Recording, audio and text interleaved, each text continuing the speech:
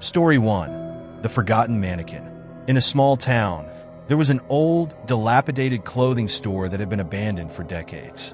Its dusty windows were smeared with dirt, and the mannequins inside stood frozen in time, dressed in outdated fashions. Locals said the store was cursed. The rumor was that anyone who stepped inside never came back out. Curiosity got the better of a local urban explorer named Mark, who decided to check it out. Armed with a flashlight and camera, he crept inside, finding the place eerily silent. The air was thick with the smell of mildew, and dust covered every surface. What struck him most were the mannequins. They seemed strangely lifelike, as if frozen mid-motion, with their glassy eyes watching his every step. As he explored deeper into the store, Mark noticed one mannequin standing apart from the others. It wasn't like the rest. This one looked newer, dressed in more modern clothes, and had an unsettlingly realistic expression. Its eyes followed him as he walked around the store. He felt a cold chill run down his spine, but dismissed it as his imagination. Suddenly, Mark's flashlight flickered. In the brief moments of darkness, he swore the mannequin had moved. Heart pounding, he backed away, but the mannequin seemed to have shifted again, closer this time. The flashlight flickered once more, and the mannequin was now right in front of him, its hand reaching out. Terrified, Mark fled from the store, never looking back. Later, when he reviewed the footage from his camera, his blood froze. In the final moments of the video, the mannequin's head turned sharply to the camera, its mouth curling into a sinister smile. Story 2. The Old Piano. In the 1800s, there was an eccentric composer named Victor who lived in a grand estate. Victor had an obsessive love for music, particularly the haunting melodies he composed on his beloved grand piano. Legend has it that he worked himself to death at the piano, spending countless sleepless nights writing his final piece, a melody so dark that it drove him mad. After Victor's death, the estate was abandoned, and the piano was left untouched. Years later, a family moved in. They found the piano in surprisingly good condition and decided to keep it as a centerpiece in their home. The mother, an amateur pianist, often played for her children, filling the house with joyful music. But one night, as she sat down to play, something strange happened. The piano keys began to press down on their own, playing a slow, eerie tune. The melody was beautiful, yet unsettling, just like the one Victor had written before his death. She tried to stop, but the piano continued to play itself. The family began hearing the music at odd hours, even in the middle of the night, despite no one being near the piano. The haunting melody filled the halls, waking them from their sleep. Eventually, they learned about the piano's history and Victor's tragic end. Desperate to be rid of it, they sold the piano to a local music collector. But the piano had other plans.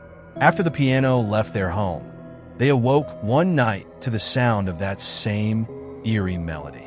The collector had perished in a fire, his house engulfed in flames while the haunting tune echoed through the night. And in the ashes, untouched, stood the piano. Story 3.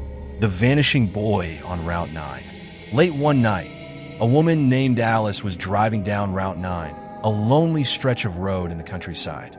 As she neared a sharp curve, she spotted a young boy standing on the side of the road, shivering in the cold. He looked no older than 10, with a pale face and wide, fearful eyes.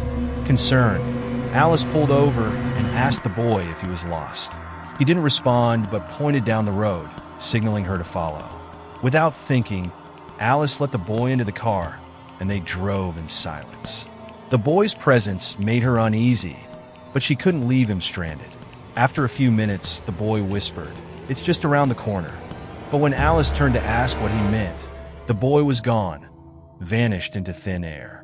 The seatbelt was still fastened, and the passenger door had never opened.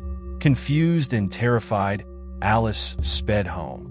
The next day, she shared the story with a local friend who turned pale. The friend told Alice that years ago, a boy had been hit by a car on that very stretch of road.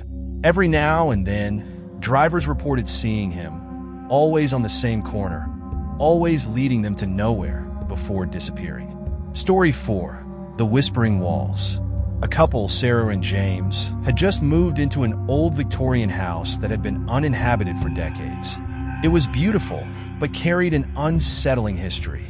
Rumors said the previous owners had disappeared without a trace. From the first night, Sarah began hearing whispers coming from the walls. At first, she thought it was the old pipes, or perhaps the wind, but the whispers were distinct, soft voices murmuring just beyond the plaster. When she pressed her ear to the walls, the whispers stopped, but the moment she walked away, they resumed, growing louder. James didn't hear them at first and dismissed her fears, thinking it was all in her head. But as the days passed, the whispers became louder, now audible throughout the house. They were incoherent, but filled with urgency, like someone desperately trying to communicate. One evening, Sarah and James followed the whispers to the basement. As they descended, the air grew colder. In the dim light, they saw faint markings on the walls, scratch marks, as if someone had tried to claw their way out. The whispers grew deafening, filling the room with an overwhelming sense of dread. Suddenly, the voices stopped, and the basement door slammed shut, trapping them inside.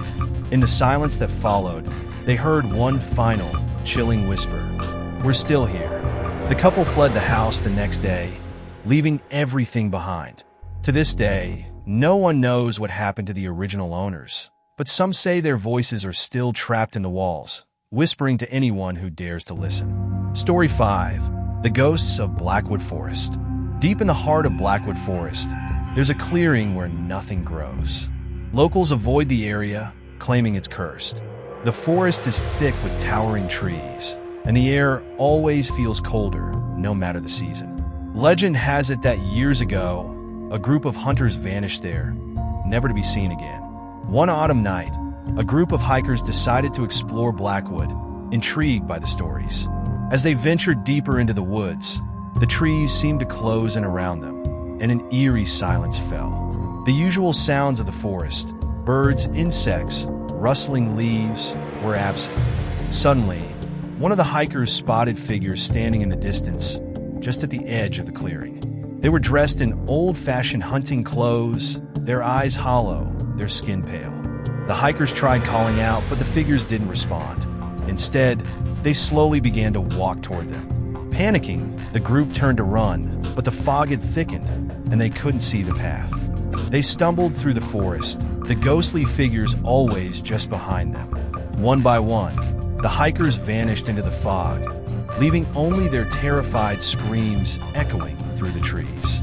The lone survivor emerged hours later, disoriented and unable to explain what had happened. She swore she had heard voices calling her name, begging her to come back.